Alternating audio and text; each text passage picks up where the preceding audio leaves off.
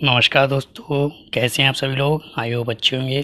जैसा कि DElEd first and second semester Hindi word और शब्द लेटर एंड वर्ड लेके आया हूँ। इससे पहले मैं 3 वीडियो अपने चैनल पे अपलोड करके डाल चुका हूँ और बहुत ही इम्पोर्टेंट वीडियो हैं। अगर वो वीडियो नहीं देखी तो मेरे चैनल पे जाके देख सकते हैं और उसमें से 10 नंबर आपके पक्के हो जाएंगे। ये मेरी फुल गारंटी है। अगर 3 वीडियो आपने पूरी देख ली तो आपके 10 नंबर वहीं से पूरे हो जाएंगे। जैसा कि आज की जो टॉपिक है वर्ड और शब्द हैं, इसमें से भी 3 या 4 नंबर का पेपर में पूछा ही जाता है। इसमें भी 3 और 4 नंबर का पेपर में पक्का पूछा जाता है। चलिए देखते हैं। जैसा कि पहला क्वेश्चन यही पूछता है कि वर्ण और अक्षर क्या होते हैं। तो इस तरह हम लोग अनेक प्रकार की ध्वनियों को बोलते हैं और सुनते हैं। ध्वनियों को जब लिखा जाता है तो वह अक्षर या वर्ण कहलाती हैं। ठीक है बच्चों, जब हम वर्णों को लिखते हैं तो उन्हीं को हम वर्ण या अक्षर कहते हैं। मतलब जो ध्वनि हम लिखते हैं ना, ध्वनि जैसे कोई भी आप आ ख जब लिखेंगे वो ध्वनि उसमें साउंड निकलता है ना, जब उनको लिखेंगे तो वो अक्षर या वर्ण कहलाती हैं। अब पूछेगा वर्ण क्या होती है। तो वर्ण जो भाषा की सबसे छोटी इकाई होती है, इसके और टुकड़े नहीं किए जा सकते। जैसे गाय लिखा है, गाय शब्द में 4 ध्वनियाँ हैं। जैसे के आधा यहाँ हलंत लिखा है ना, तो ये आधा है। आ मतलब आ की जो इसमें मात्रा लगी ना, ये तो आ, फिर ये आधा या फिर आ, इसमें आधा ये स्वर सहित है। ये इसमें स्वर ये नहीं होता, ये स्वर होता है। जैसे ये अगर मैं सिर्फ ये लिख दूँ, अगर यहाँ पे हलंत हटा दूँ तो ये स्वर सहित होगा, इसमें स्वर सहित नहीं होता। ठीक है, चलिए आगे देखते हैं। हमें पता है वर्ण 2 प्रकार के होते हैं। क्या होते हैं बच्चों? वर्ण 2 प्रकार के होते हैं, एक व्यंजन और एक स्वर। व्यंजन और स्वर हमें पता है। व्यंजन हिंदी वर्णमाला में 33 होते हैं और स्वर जो होते हैं वो आपके कुल 11 होते हैं। ठीक है बच्चों, याद रखना। अब देखो, स्वरों को भी 3 भागों में बांटा गया है। स्वरों को भी 3 भागों में बांटा गया, ऐसे ही व्यंजनों को भी 4 भागों में बांटा गया। ठीक है, ये मैंने लास्ट वीडियो में बताया था, इसलिए मैं आपको एक बार और रिवीजन करा दे रहा हूँ। देखिए, जैसे पहला कि स्पर्श व्यंजन आपको पता है ये 25 होते हैं। ठीक है बच्चों, ये कितने होते हैं? 25। अंत्यस्थ व्यंजन जो होते हैं वो 4 होते हैं। ऊष्म व्यंजन ये भी आपके 4 होते हैं। चौथा जो होता है संयुक्त व्यंजन, मतलब ये भी 4 होते हैं। छासे छत्री तासे त्रिशूल ग्यासे यानी शासे सर्मी। ये 2 व्यंजनों के मेल से बनते हैं। जैसे क आधा के और श जब हम मिला देंगे तो आपका 6 बन जाता है। जैसे परीक्षा और क्षमा। ऐसे आता है तय और रय से मिलकर बनता है त्रिशूल वाला। जैसे चित्र और मित्र। ऐसी आधा जय और य से मिलकर बनता है ज्ञ, मतलब ज्ञानी और आज्ञा। ऐसी आधा श और रय से बनकर बनता है शर्मी, जैसे श्रीमान और श्रीमती। ऐसी देखिए, स्वर को भी 3 भागों में बांटा गया है। स्वरों को भी 3 भागों में बांटा गया है। राज स्वर जैसे आ ई उ और री, मतलब इनमें उनको बोलने में आपको कम समय लगता है। क्या लगता है बच्चों? कम समय। ऐसे दीर्घ स्वर होते हैं, ये 7 होते हैं। जैसे आ ई उ, मतलब इनको बोलने में ह्रास स्वर से दुगना समय लगता है। ठीक है बच्चों। तीसरा जो होता है वो प्लस स्वर होता है। इनका प्रयोग हम किसी को बुलाने में यूज़ करते हैं, जैसे राम, भैया और मैया। ठीक है बच्चों, आपको समझ में आ गया होगा। इनका यूज़ बुलाने में ज़्यादातर किया जाता है। जैसे ओम, हम लिखते हैं ना ओम, तो मैं यहाँ लिख दे रहा हूँ आपको। जैसे ओम लिखते हैं, ओम ओम, तो इसमें ज़्यादा साउंड निकलता है। तो ऐसे भी लिख सकते हैं, ह्रास स्वर और दीर्घ स्वर से तिगना है, मतलब ह्रास स्वर तिगना और दीर्घ स्वर से दुगना समय लगता है, और ह्रास स्वर से दीर्घ स्वर को दुगना समय लगता है बोलने में। ठीक है, इनको जैसे हल्के से बोल देंगे, इनमें कम समय लगा, जैसे इनमें आपको ज़्यादा समय लगेगा। ठीक है बच्चों। अब देखिए, वर्ण हमने सीख लिया, अब सीखेंगे वर्णमाला। वर्णमाला क्या होती है? स्वरों एवं व्यंजनों के क्रमबद्ध समूह को वर्णमाला कहते हैं।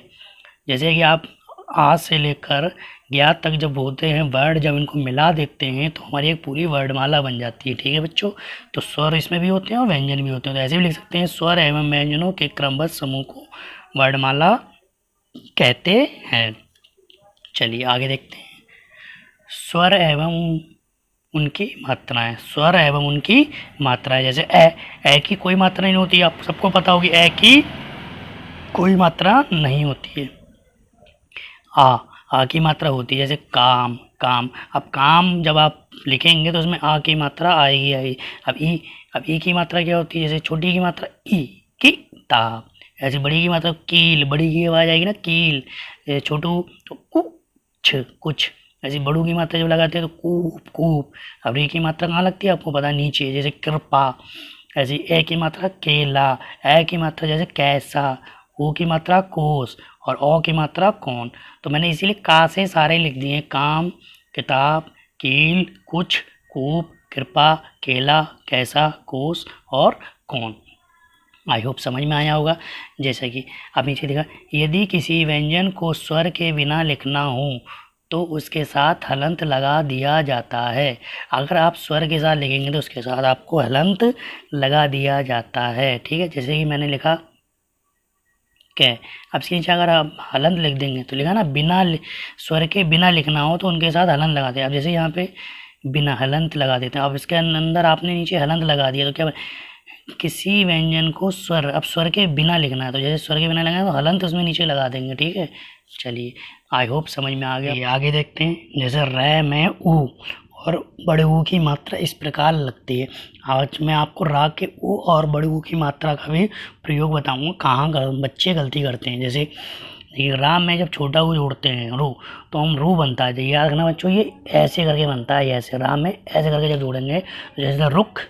अब गुरु, अब गुरु जो लिखते हैं कुछ लोग तो गुरु ऐसे लिखा और ऐसे कर देते हैं, तो ये गलत होता है। छोटू में आप हमेशा जब गुरु लिखेंगे तो गु और यहाँ पर राज होगा ऐसे वाला बनेगा। ठीक है, ये वाला नहीं बनेगा। ठीक है बच्चों, तो गुरु, जैसे रुपया, रुपया लिखते हैं ना, तो रुपया में ये वाला रुपया नहीं होगा, ये गलत होता है। ठीक है, चलिए जैसे राम में बड़ू की जब मात्रा लगाते हैं, जैसे बड़ू, तो बड़ू में याद रखना बच्चों, यहाँ पर थोड़ा सा गैप होता है तब जुड़ के लिखते हैं। जैसे रूप, रूप में हल्का सा यहाँ क्या हुआ गैप, ऐसे रूठना, रूखा आदि।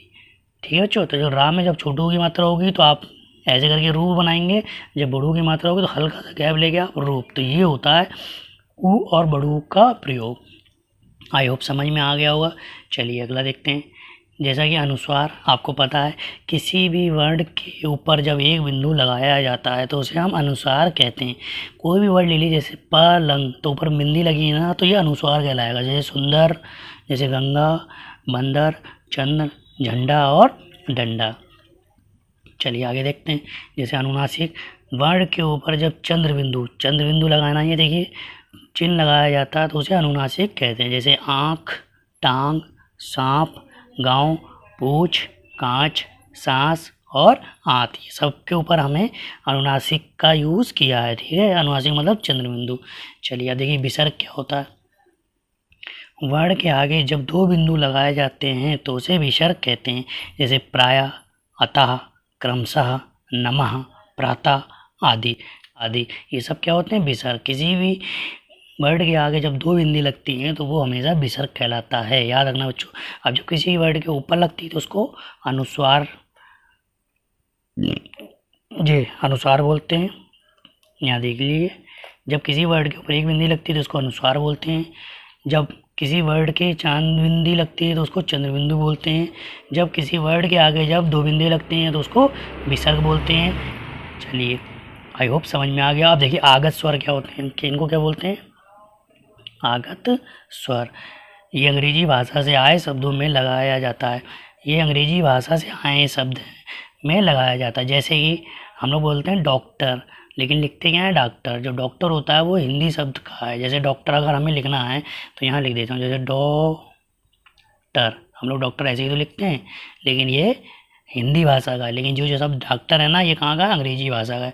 जैसे कॉफ़ी अगर लिखना है आपको, कॉफ़ी, तो आप कॉफ़ी ऐसे ही तो लिखेंगे, लेकिन ये हिंदी भाषा का है। लेकिन जो कॉफ़ी है वो अंग्रेजी भाषा है। जैसे कॉलेज, टॉफ़ी।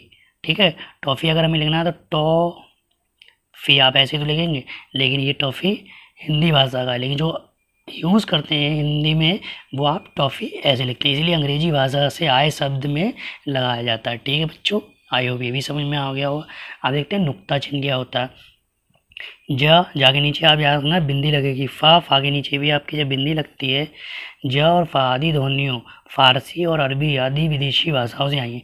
ये कहाँ से आई हैं बच्चों, फारसी और अरबी आदि भाषाओं, विदेशी भाषाओं से आई हैं। जा और फा आदि वर्ण के नीचे बिंदु, जब नीचे बिंदु, जैसे यहाँ देखिए बिंदु लगा हुआ है ना, तो जैसे कागज नीचे आप जब बिंदी लगा देंगे तो ये आपका नुक्ता बन जाएगा। जैसे जहाज, सब्जी, सजा और फा के नीचे बना देंगे तो आपका फसल हो जाएगा। और बहुत सारे आते हैं, जैसे मैं लिख देता हूँ खबरे, तो खबरे यहाँ पे ऐसे लगाते हैं ना खबरे, तो बाकी नीचे जब लगता है ना तो उसको आप नुक्ता चिन्ह बोलते हैं। ठीक है बच्चों, चलिए चाहिए संयुक्त अक्षर क्या होते हैं? दो व्यंजनों को मिलाने से संयुक्त अक्षर बनते हैं। इनमें पहले व्यंजन को स्वर के बिना हलंत के साथ और दूसरे व्यंजन को स्वर के साथ लिखा जाता है।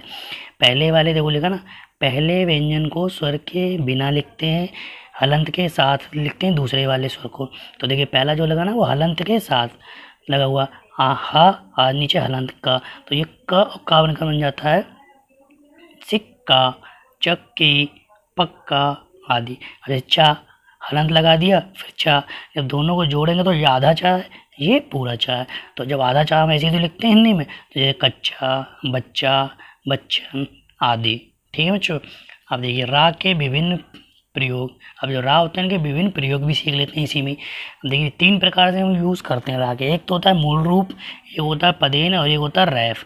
तो मूल रूप में आप सबको पता है राम, रात, रक्षा और रजत लिख देते हैं। ठीक है, पदेन में जो होता है 2 प्रकार से रा बनता है, एक तो नीचे वाला बनता है और एक ऐसे वाला। याद रखना बच्चों, ये पदेन वाला रा होता है। ठीक है, जैसे प्रथम, प्रथम में ये वाला रा लगाते हैं ना प्रथम, चक्र में ये वाला रा लगाते हैं ना, क्रोध में ये वाला रा लगाते हैं। अब ये ट्रक, ड्राम, ड्रम, तो इनमें आप पदेन वाला ही रा यूज़ करते हैं। ठीक है, अब रैफ वाला रा क्या होता है देखो, अब रैफ वाला रा क्या होता है? रैफ वाले रा में आपको पता है ऊपर वाला रा मा रा, ये बाद में पढ़ते हैं। जैसे माँ, इसके बाद में रा पढ़ेंगे दा बाद में। अब इसमें क्या होता है प्र, पा के बाद में रा पढ़ देंगे प्रथम। अब इसमें क्या होगा म र द, मरद, धर्म, ध राम, फिर बर्तन, अब ये वर्ण, गर्दन और चरम। तो राग के जो 3 प्रकार होते हैं, एक मूल रूप होता है, एक पदेन होता है और एक रैफ होता है। आई होप आपको वीडियो समझ में आया होगा। अगर वीडियो से कुछ भी सीखा है तो प्लीज़ चैनल को सब्सक्राइब एंड लाइक ज़रूर करिए, और मेरी 3 वीडियो और देख लीजिए। अगर वो 3 वीडियो आपने देख ली तो आपके 10 नंबर वहीं से कंप्लीट हो जाएंगे। चलिए, थैंक यू।